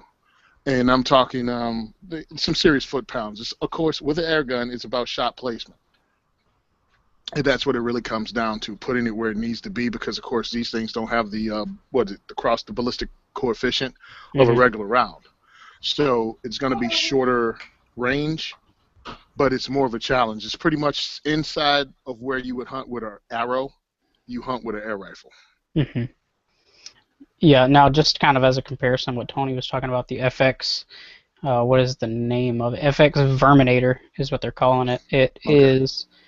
the minimum, the standard kit is $24.95. So if that was the only other offering, this Crosman is a third the price. That's a significant decrease in barrier to entry. Yeah, we don't know about it in this country because we have guns. I mean, we have regular powder burning guns, and if you want a challenge, you can hunt black powder, and you still have something pretty awesome, and you can take down most animals with black powder. But in Europe, where you're really, really limited, there's a lot more air gun hunting because it has less regulations. So they developed a market, and of course they have a high-end market because to get all the permissions, you need money. It's not an inexpensive sport in Europe. Here, it wasn't so much of a sport. How America came about is a way to feed your family. So we have a different lineage of how we view hunting. So yeah, $2,400 is the base price of an air gun. Yeah, there's a reason you haven't heard about them in America. Yeah. Plus, like you mentioned, you know, there's a, I forget the name of him. There's a pretty popular air gunner channel in England, I think it is. He's basically an exterminator with an air gun, and he just goes to people. You know, I think he has people pay him to go to their barns and shoot rats out of, you know, just slaughter rats, you know, kind of thing, with thermal scopes and all that stuff. And it's like, over here, you're just like, just bring it, you know, just shoot them. Yeah, but you know, it's kind of, you're not gonna. They can't go with a pump action 22 rifle and pick them off all day, because if they have 22s, they got to be single shot kind of thing. But air guns are less restricted. So yeah, I'm with Tony. That's pretty much why we don't see them here. But it's cool. I don't necessarily see it taking off in the U.S. market, but I guess it's not going to be huge. If you're kind of an extreme, you know, I don't want to say like extreme hunter, because obviously you're not like hunting like dangerous game with these, but extreme hunter in the sense of just wanting to challenge yourself, you know, just like the people that want to stalk up within, you know, 10, 15 yards of an animal and get it that way. It's like I can see this appealing to those kind of people that, you know, like Ted Nugent hopping out of a tree with a freaking K-bar on top of a hog, you know. It's like there's always somebody that's going to want to push themselves in some way. Well, it is. It really is pushing yourself. Instead of using a bow and arrow, you're using the same distance, same everything. You still need the same stalking skills. It's a harder sell in this country. But we're getting there, because I think what it is a newer generation is rediscovering hunting and outdoors stuff without the long family tradition. You know what I mean? It's 20-somethings and 30-somethings and 40-somethings really getting out for the first time, and really they're doing it on their own. And they're not doing it the traditional way. I mean, we're seeing that even in the gun industry itself, that some people just don't care about an AR-15. They're buying a Tavor. You know what I mean? They're buying different things. That is not their dream gun, because they didn't think about it until they saw it in a video game. So it's just different, and I think it's a good thing. Different is good. And I think it just brings somebody else into the community. Again, you start using this Crossman arrow, and then so you know you use the Crossman pellet gun, and you start hunting with that, and then you realize somebody introduced you to 22 or a 17 HMR, and you're into the gun industry now. You know what I mean? Any way we can get them into it and get these people on our side, the more of a chance we keep this Second Amendment alive and well. Mm-hmm. Something I noticed when looking at the description of the accuracy, I didn't realize that the way that the pneumatic air is propelling it is, it's not pushing the arrow from the rear like we thought, because of that kind of polymer gas like check on the back, that gasket. It's actually pulling it from the front, which I'm trying to wrap my head around what kind of sciencey witchcraft is going on there. But because of that, you slide the arrow all the way down on a tube. Yeah. Yeah. And so you can see it. It's in the pictures of the. Yeah. What I was initially thinking was kind of like that arrow seated on something, but really it slips over a long tube that's shorter. I mean, that's thinner in diameter, obviously. So rather, you can see it. Actually, I didn't even notice it until I looked up that FX site that Tony was talking about, and you can see like the bare rod that runs the whole length of the arrow. So is it inside the shaft? Yeah. Yeah, it's inside the shaft. Okay. All right. If you look at yeah, go ahead. So it's blowing the air basically on the back of the insert, so it's almost like a little air rocket. If you can see the picture where it's got the little air tank where he's filling it up, you can see the tube. Because that's not an arrow sticking out. That's actually the tube you put the arrow over. Gotcha. So. And if you look in the box of arrows, you can see in the back of them at the bottom at the picture on their website. Yeah. They're hollow. I just thought they hadn't put the nocks on them yet, or the plastic part, but that must be just not completely uncovering the back. It's just to act as just a gasket. Gasket. So yeah, that is interesting. You're gonna have to buy their proprietary ones. Because of that, that form of propulsion, it doesn't have Archer's paradox, meaning because the all the energy is in the rear of the arrow, and so the front kind of wobbles. So so you're not getting that. It causes a little bit of inaccuracy because the arrow is kind of wobbling in midair until it stabilizes out. So at 50 yards, they're saying 2-inch groups, which, I mean, as someone who shoots a bow, that's kind of like an average day. That's not nothing to write home about. But that's actually pretty interesting that they kind of avoid that whole thing. And as far as arrows going in canted because of that, paradox. Yeah. Actually, I watched a video on that a couple months ago.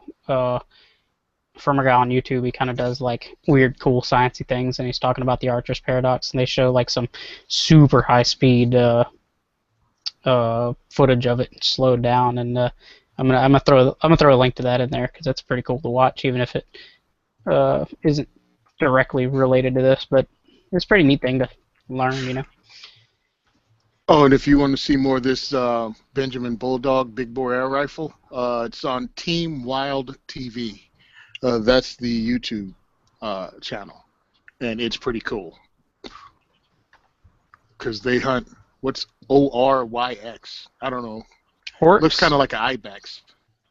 Yeah, they hunt one of those, which is an antelope type animal. One shot, dude drops it. I mean, it's just they have the whole series and they hunt different things. But I mean, it's a whole. If you're into shooting and if you're into different things, this is a way to just watch somebody put in work, you know what I mean? Yeah. With something different. Absolutely. Sweet. Oh, and then you understand the stupidity of British gun laws. That's right, even their air guns can't be too powerful. They actually have a limit on how powerful their air guns can be, and I think it's like 12 or 15 foot-pounds. Can they own slingshots? Can they own slingshots? Hey, that's not funny because we can't own slingshots in Jersey. Yeah. That actually came under the assault weapons ban. That was the jab. Yes, I know it was. That's why Canada sucks. That's why Tony hates me and makes funny accents. Actually, I noticed you guys. Go ahead. You guys were talking about the Ryan was wondering if it was camo dipped or what, but they actually mentioned on their specifications deal. It says bonus Realtree AP camo decals included. So I assume it comes, black with the AP kind of panels, pre-cut panels to put on their different portions of the gun. So screw that. I'm gonna put Hot Wheels stickers on that thing. Put Hot Wheels and Hello Kitty. Don't tell me how to live my life. Put some flames on it, make it different. That's right. It'll shoot faster. But yeah, I like that it includes those because I mean some people don't. They're not into camo. You're gonna. Yeah. You're shooting it. If you're shooting in the desert, you don't need AP Realtree camo. So it's like kind of like you have the option of camo or not. One thing I noticed. It's getting too hot, that's for sure. In the summer sun. Yeah, I guess that's true. There's like a little. I'm not entirely sure what it is. That little thing in front of the trigger. Do you know what that is, Tony? Safety. I think that should be safety. Yeah. Okay. It almost looked like a preset trigger to me, but yeah, I see what you're saying. Kind of like a they do the M1, safety there, so is an M1 safety where it's front and back. There you go. M1. Exactly. Yep. Oh, cool. Comes with sling swivel studs. I don't know if we mentioned that. Yeah. Crossman has been working this for a while. I'm sorry. Go ahead. I was just gonna say it looks Crossman's like been working the hunting range. Okay, I'm done. I'm done. Tell us about Crossman, Tony. I'm sorry, but Crossman's been working the hunting rifle thing for a while, so they've gotten it down to swing. They even have on some of their stuff you can put a bipod on. I mean, they have worked this angle to death. So you're gonna get what you're looking for with them, and it's not really expensive. As TJ looked up, there's really expensive, and then there's what Crossman does. Right.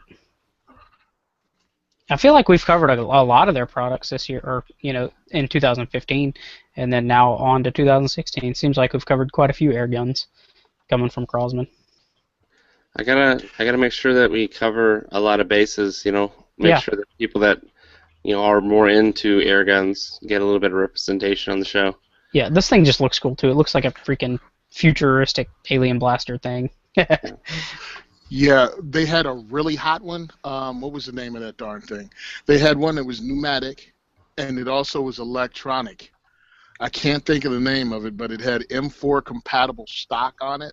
Uh-huh. And they made that, and it was awesome, but it was long. It was really long. Oh, the Crossman Rogue. You can look it up on YouTube. It's also fired 357 rounds developed by Nosler. And I don't think they had a lot of... Oh, and you can adjust everything, including how much air it used, feet per second. Yeah. You got to enter everything. And I just think it was a little too much for people that they didn't... It gave them too many options, and it didn't sell that well. Yeah, I think we did talk about that one. The SHOT Show... I think last SHOT Show they were introducing it. Yeah, that was pretty cool. It had all the digital readout and stuff. So it just shows you the huge variety that Crossman has, from your basic little pump BB gun to digital 357, 800 feet per second air guns. And I understand a lot of these are made in New York, upstate New York. So this is a lot of stuff here is made in America. Nice. So we don't have any F5 reviews this week. Shame on me. Chad's not here, so we're just going to blame it on Chad for not keeping it going. I've got a lot of stuff I've been meaning to review. It's just been really busy, so I know I'm slacking on that. I got some cool stuff. You guys know I'm going to do like a Tavor review here pretty soon anyway. So I'm kind of, instead of doing quantity, I'm kind of trying to focus on quality, and that's the excuse for my procrastination that I'm going to use tonight. So in the Tech Gadget or App segment, we're going to talk about the FLIR Scout TK. It's a thermal vision monocular. It's basically a kind of cost-effective way for you to be able to see in low-light conditions and at night with a distance cap of about 100 yards. So before we kind of start bashing why you'd spend a lot of money just to see in the dark for 100 yards, I just want to get through the features, and then we can open it up to blasting on it or saying why it looks like something you'd buy at Lover's Package. It does have a very unusual shape that one of our panelists have noticed. It looks a little, I guess, misleading. Marital aid, like. It looks like a marital aid. Yeah, that's the best way to say it. So the Thermal Vision Monocular Scout TK. See wildlife, people. It says over 100 yards away in one description, but it says, 100 about yards. Yeah, so give or take, it's going to be it right there. It allows you to record video and still images to share to others. Several video color palettes to enhance viewing. It's pretty lightweight. It's only 6 ounces. You can definitely fit it in your pocket. So it's 4 inches long. Don't put it in your pocket. 1.5 inch diameter, 4 inches long. So it's smaller than it looked. I guess because there's no scale when you're just looking at pictures. So I guess like half a mag light almost. Kind of be a rough about estimation, I suppose. So that's it looks bigger. It looks bigger from a distance. We got it. So it starts up in seconds with no training required. You can use it with a single hand. It's got 4-button design, so pretty easy to use. You've got white/black hot, something they call Insta-Alert, graded fire video palettes, and more. It's kind of designed is supposed to be weather resistant and rugged. So the battery it uses is a 5-hour rechargeable lithium-ion battery. Okay, I can't even. You're doing good. Hang in there, man. The field of view is 20 degrees by 16 degrees. It does have a shutter. Let's see here. There is a brightness button to toggle up and down the brightness settings. You download images via USB port. It says it's got a drop rating of 2 meters. Yep. So that would be above your head, kind of thing, for most people. Right. So that's a good. The built-in display is 640 by 480 pixels. It's an LCD display. So those images that you're capturing, they're not like HD or anything like that. So just want to make sure we get that out there. Still pretty interesting with the fact that it's so small. The MSRP on it, it's actually not too bad considering what they've brought to the table. So it's only retail is $5.99. That's what I was able to find it all around. It says get notified, so I don't think that it's completely available for purchase yet. So they'll notify you via email when it is available. And they've got an image gallery on their website showing pets in the dark. This is going to be probably popular for a lot of pet owners that are just want to keep an eye on their animal at night when they let it out, or just curious to see what your cat does in the middle of the night. Just like the FLIR camera accessory that we talked about last year after shot. FLIR one. Yeah, you can use it to check your house for insulation leaks or maybe some electrical that's getting too hot in one place. So it's got some like kind of more industrial uses for it, but it's kind of a personal sized thermal sight. All right, so go ahead. Delete off. All right. I was looking at this and I was wondering why. Why isn't it more rugged? It's $600, and you're saying that if I drop it, it's just broken. You know what I mean? 6 feet is not that much of a height, if you know what I'm talking about. It's like if you're hunting, because they're talking about looking at predators or other things. If you're looking from a tree stand or something, you're telling me this is just overwood, this $600 piece of gear. Other than that, I think it should be a little more rugged. Yes, it does look like a marital aid. It is funny, and some of the words you use is hilarious. Sorry, but it is. And yes, I'm childlike, and I don't care. Really pocket-sized. Single-hand operation. My favorite line right here, it's the perfect companion, whether in the backcountry or your own backyard. Nice. Nice. You keep that away from my backyard. And it's your choice of white, black, hot, or Insta alert. I'm just saying. I'm reading this. Yeah. But I think it's pretty cool for what I've noticed, and this is just me. When you start dealing with, what do you call it, monocles or something like this? When you start dealing with these things, monoculars, excuse me, you get to realize, well, I can't use it for hunting because now I have to pick up whatever I'm shooting, and I no longer see what I'm looking at. And I mean, this is just a situation you get yourself into. So, yeah, I mean, that's kind of like I would imagine the Scout name is kind of hinting at, you're not necessarily using it to aim and hunt, you're using it to just kind of look for game, scout for game. So I guess maybe that's, I mean, they do, I think FLIR offers I was looking attachments. I'm not entirely sure. But yeah, because they do a lot of handheld. I mean, I've been looking at them for years, and all their stuff was handheld. I didn't find many. I don't know. Yeah, I don't know if they have like a mounted one, so I guess not. Maybe that's what they'll get into next. That would be neat.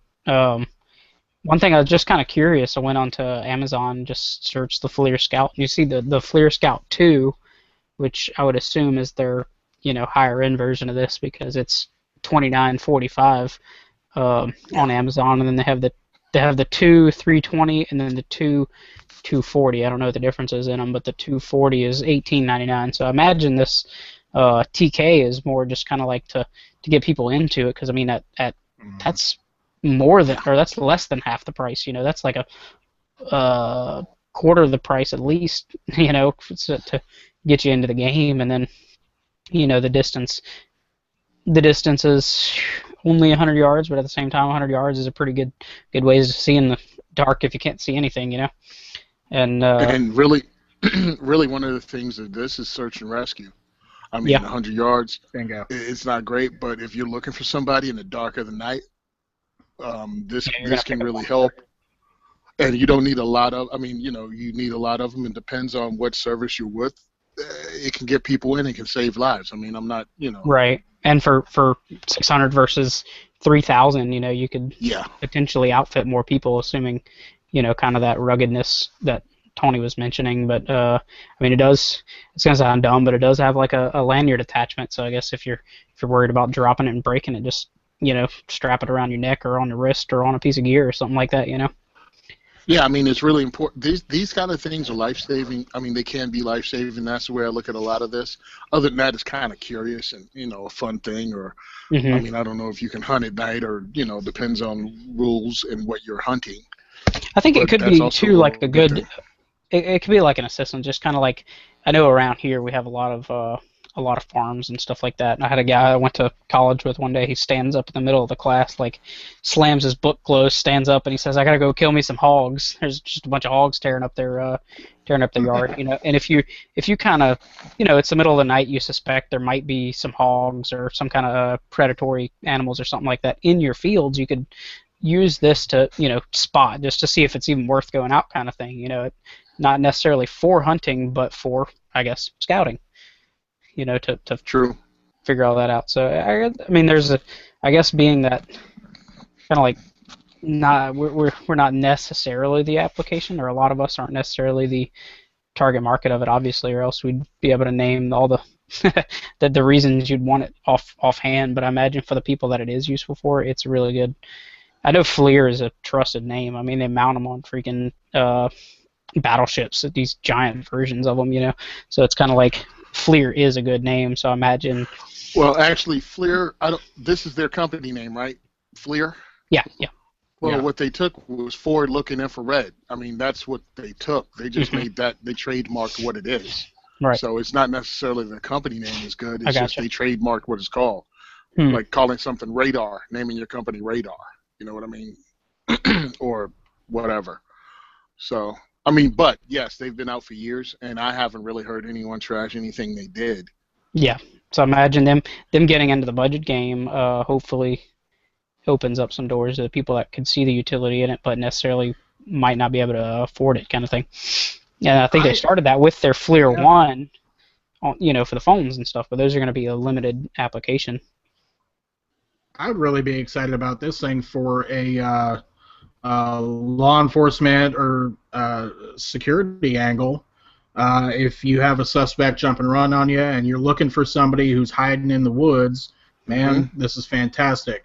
Yeah. If you're protecting a facility and you've got a fence line that you have to keep a watch over and you don't have lights to shine on those areas, you can just bust out that monocular and, scan a fence line and see if there's anything out there.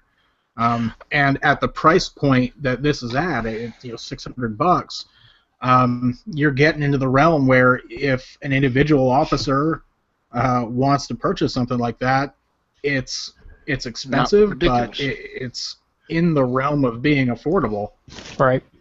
Yeah, like I said, man. So I'm actually kind of excited about this thing. Search and rescue, absolutely. You brought that up earlier. That's absolutely a fantastic use for it. And of course, searching for a suspect because these guys are dangerous. Yeah, this is great. This is worth anything. Instead of stumbling into the woods onto somebody that's a violent felon. Yep. Yeah, I mean, you got to put it into perspective, kind of like that the Boston bombing we had a couple years ago, where they're just going in people's yards and opening every possible container and all that stuff. They ended up finding throwing tarps off of boats. Yeah. They ended up finding the dude in a boat, they probably searched a couple hundred boats before they got to the right boat, kind of thing. And this could definitely aid for something like that.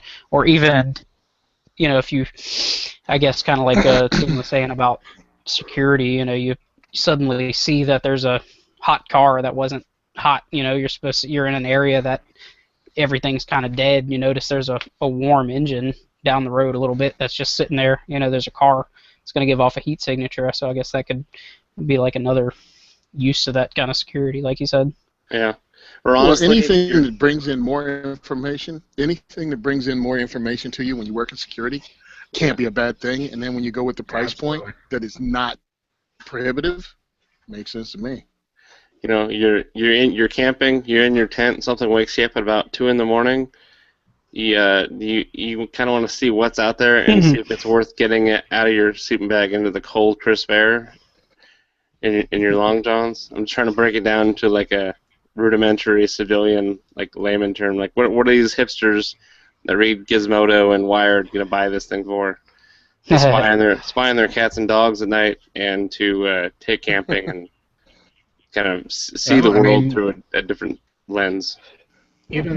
It's even got a home defense aspect to it, instead of sticking your double-barrel shotgun out the door and firing off 2 blasts, you can stick that thing out the door and see if it's worth shooting.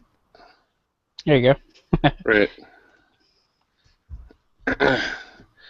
So that's the Tech Gadget wrap for this week. We don't have any new listener feedback. Tony, what's going on with the second list for everyone? The second is for everyone shoot is going down on February 4th, 6 p.m. at Gun for Hire Range in Woodland Park, New Jersey. It's pretty much going to be packed this time around. It's going to be awesome. I got a couple of more dates, May and February? April and June. I'm going to have shoots also. So if you can't make the one in February, stay posted, and I'll post the dates for those two. Swag out the yin-yang. And the more successful these are, the better the sponsors, and the more sponsors I can probably get. So I'll have the .com up soon for both Simon Says Train and the second is for everyone. We'll have the .coms up soon. That'll allow people to at least pay ahead of time to let me know they're coming so I can get a good head count.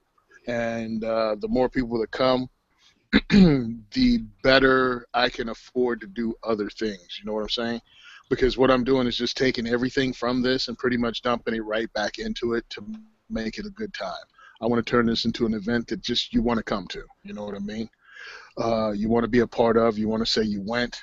As soon as I start getting some stuff from Patriot Patch Company, I can really have some pretty cool giveaways from them too. Just saying. Slight hint.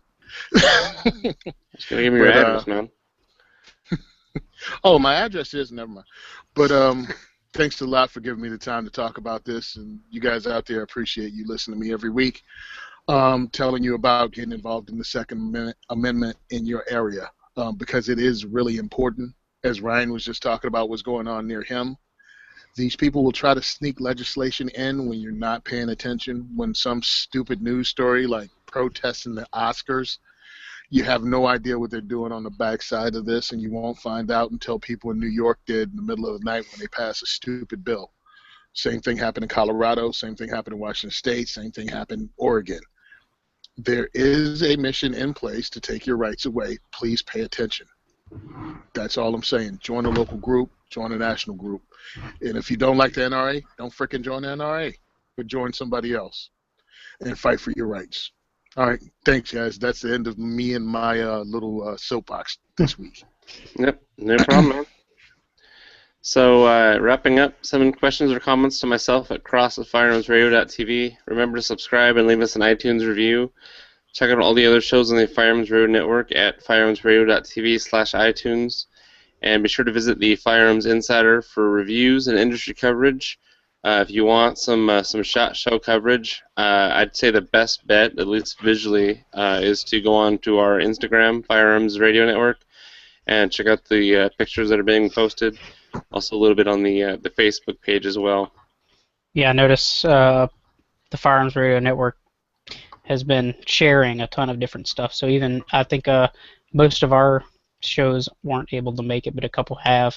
But even they've been keeping up with, like the Truth About Guns, guns.com, Firearm Blog, just kind of sharing everything that's just kind of popping up from everywhere. There's been a ton of articles go up today, just sharing it from other resources. So even though we're not there, you can still look to our site to try to help get some information. Yeah, I think We Like Shooting is doing a show every single night. Yep, I think that's their plan. Every night. Yeah. And that's tough to do up there, so Oh yeah. Good on them from doing it. I had a hard enough time just organizing the one show we tried to do last year. Yeah, and they have 12 people on the panel. Right? I'll catch you guys next week. Just going to give you a heads up. Next week's going to be an all Magpul episode, so stay tuned for that. And it's going to be full. A lot of stuff on there. All right. All right, take it easy, guys. See you next week. Later, Bye, guys. Have a good week.